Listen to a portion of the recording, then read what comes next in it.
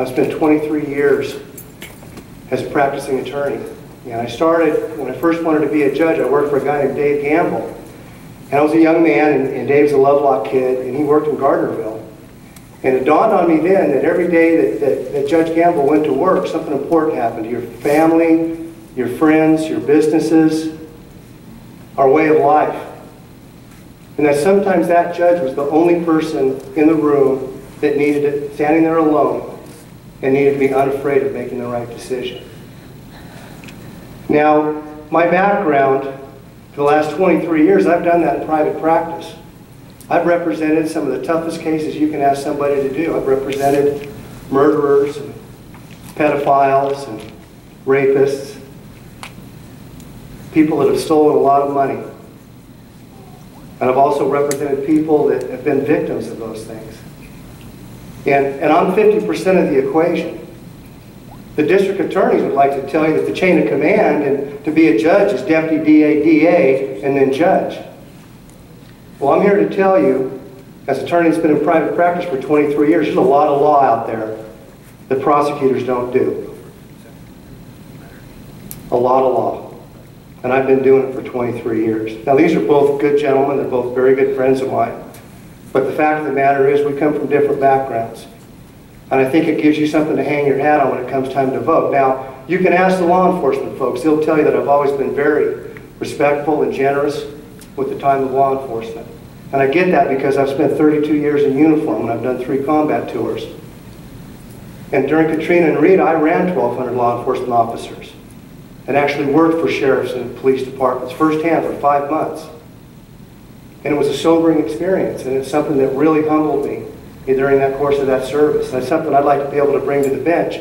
But I think probably more important, I'm a father. My family's just walked in the back door. The big knucklehead 17-year-old is to the right. And I've got triplets that are 14. And then the beautiful brunette with blue eyes is my wife. She teaches elementary school, and she's a special ed teacher. And we have a little girl that's handicapped. And who's keeping time? 1 more minute. All right. 16 years on the school board, president of my parish, scoutmaster, football coach for 10 years. I don't do anything in half measures. When I commit myself to something, I commit for the long term. The fact of the matter is that your judge needs to be a community servant. He needs to understand he's part of a greater team, working with the sheriff, the different agencies. But finally, and I would say this in answering this question, an ethic is not what you do. An ethic is who you are. And I'm an ethical man, and I would be a fair, deliberate judge. And when the time comes, your vote's your own business. But I would invite all of you that when you go into that booth, I sure would appreciate your fair consideration. Thank you. Who are you? My name is Todd. God, what a great question. Wow. My name is Todd Plimpton. I'm an attorney from Lovelock, Nevada.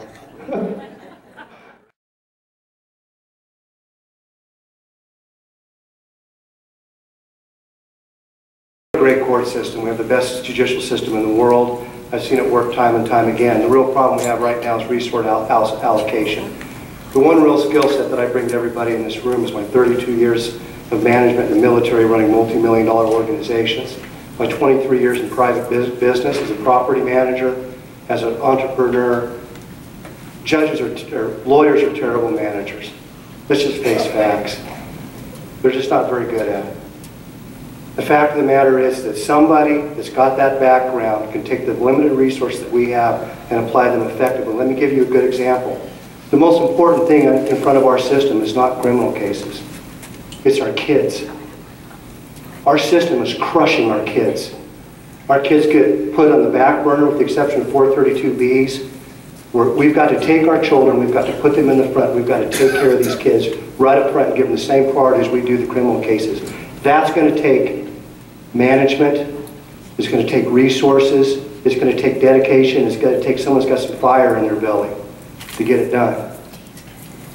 And that's what I think we can do to improve our system. That's how we can do it, and I think that's the one thing I would start with, is how do we address this heavy caseload that we have for our children.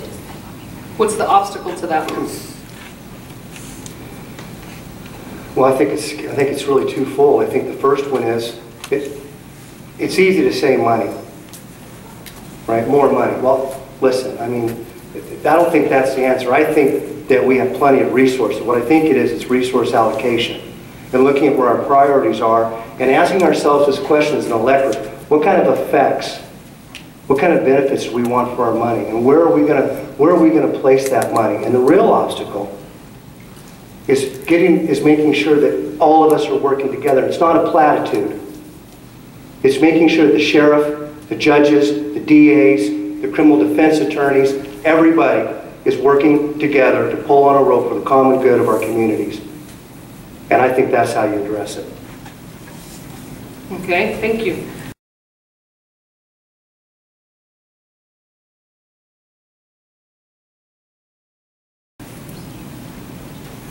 Well, I think our real challenge is macro, not micro.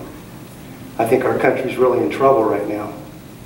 I think we have a federal government that's in distress. I think what we're going to see is a lot of resources being pulled back out of the federal government, out of the states. We saw that yesterday in Pershing County. Thank God they pulled back the letter where I forget the number, Jim, what was it, $1.5 million got pulled back because court did their taxes wrong. It's incumbent upon us as leaders in this community. I look around this room and I see dozens of leaders to figure out how we're going to address these challenges at the local level and not rely on the federal government and rely upon these outside resources to get these things fixed. That's the real challenge that we're facing.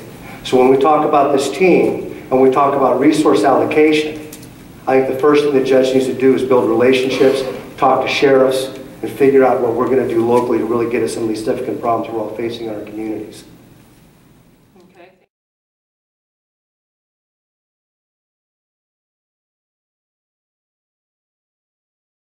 As I sit here right now, I'm not a very good judge. That's my confession to you. I'm going to spend the next 6 years of my life being the best damn judge you can possibly look for. I'm going to work my tail off for you. Judge Wagner was just like that. I was in front of Judge Wagner 24 years ago when he first got on the bench. He really wasn't that good. All right? He's great now. Jack Bullock will tell you. Just ask him. Okay? That's my promise to you. So you need to elect a person that has some growth in them. And finally, I would tell you this, is that a judge needs to focus on the fact that when you're around, things get better. And that requires effort. And I'm going to give it to you.